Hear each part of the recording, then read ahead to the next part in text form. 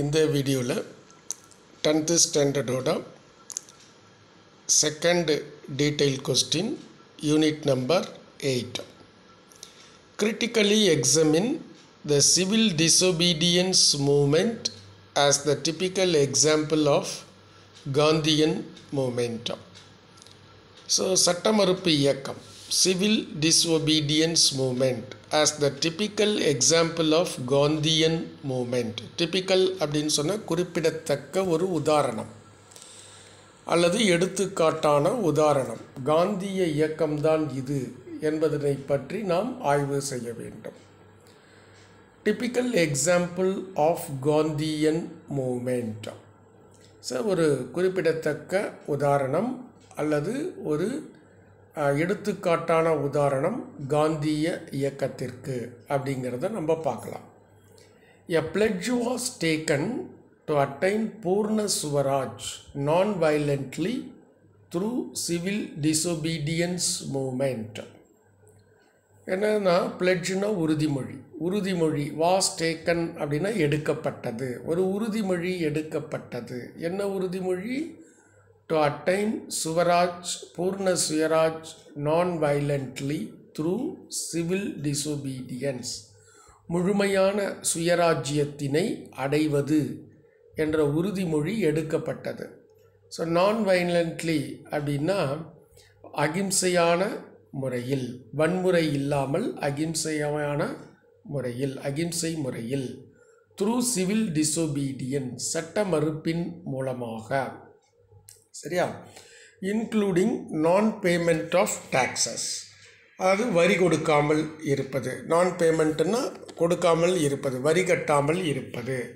அப்புறம் இன்னொரு உறுதிமொழி என்ன எடுக்கிறாங்கன்னா 26th January was declared as Independence Day. 26th January 1913 year சேர்த்துக்கோங்க, அந்த இயர் விடுபட்டு போச்சு.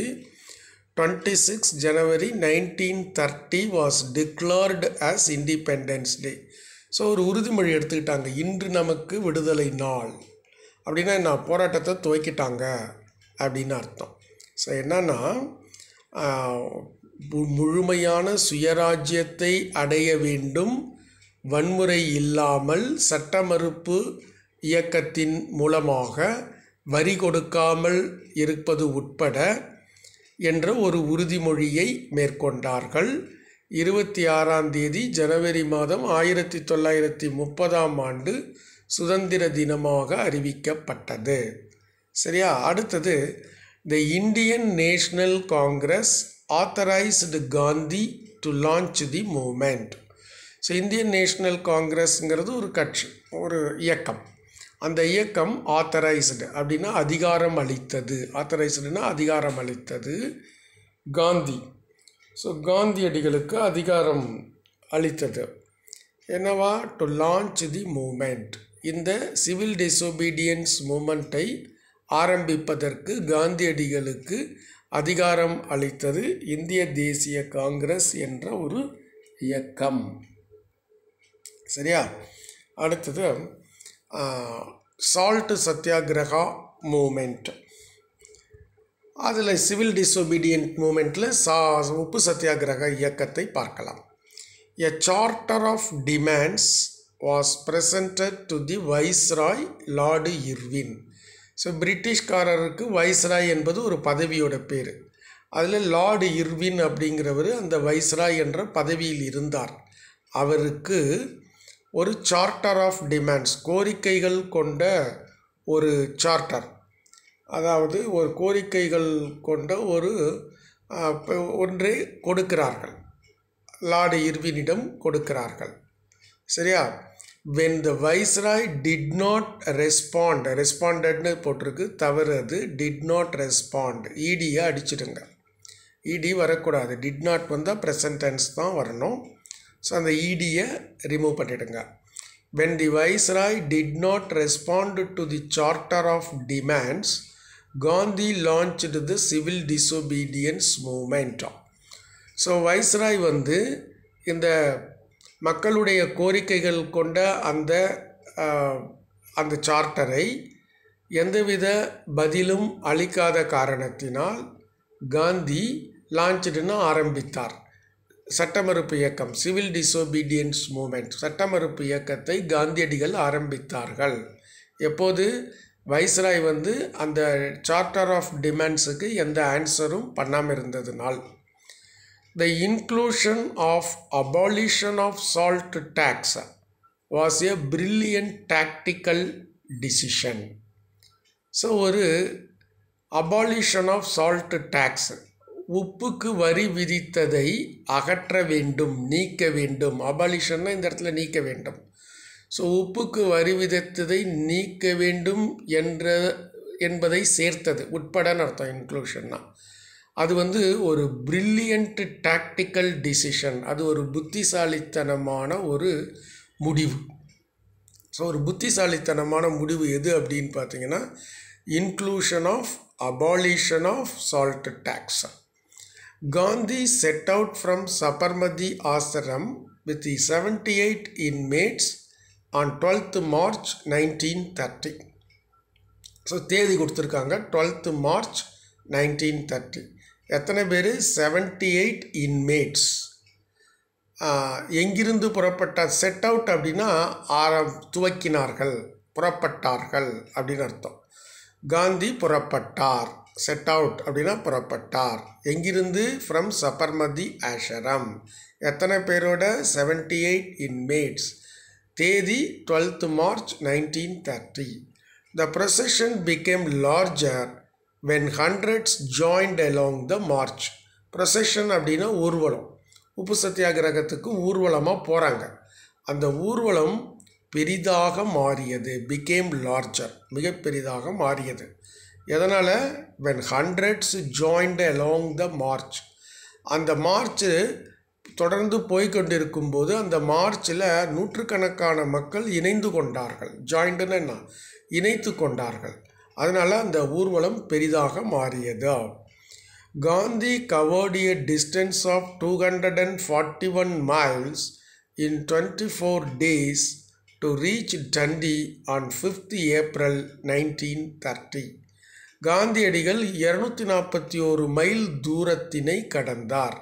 Gandhi covered a distance of 241 miles. எத்தனை நாளில்? in 24 days to reach Dundee. தண்டி என்ற ஒரு கிராமத்தை சென்று அடைந்தார். என்னைக்கு? 5th April 1930. The next morning he took a lump of salt, breaking the salt laws. அடுத்த நாள் காலையில் ஒரு கைப்பிடி உப்பினை கடலில் இருந்து எடுக்கின்றார். அதன் மூலமாக அந்த உப்பு சட்டத்தினை அவர் மீறுகிறார். Gandhi was arrested and sent to Yerwada jail.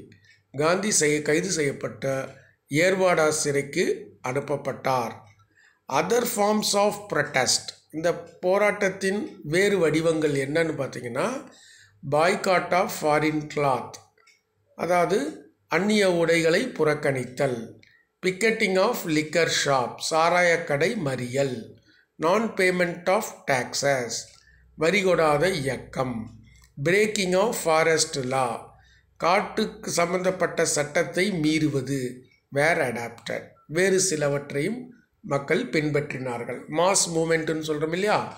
Women, peasants, tribal, students, children, எல்லா வகை மக்களும், பெண்கள், விவசாயிகள், பழங்குடி மக்கள், மாணவர்கள், குழந்தைகள் என அனைத்து தரப்பினரும் and all sections participated in the nation-wide struggle.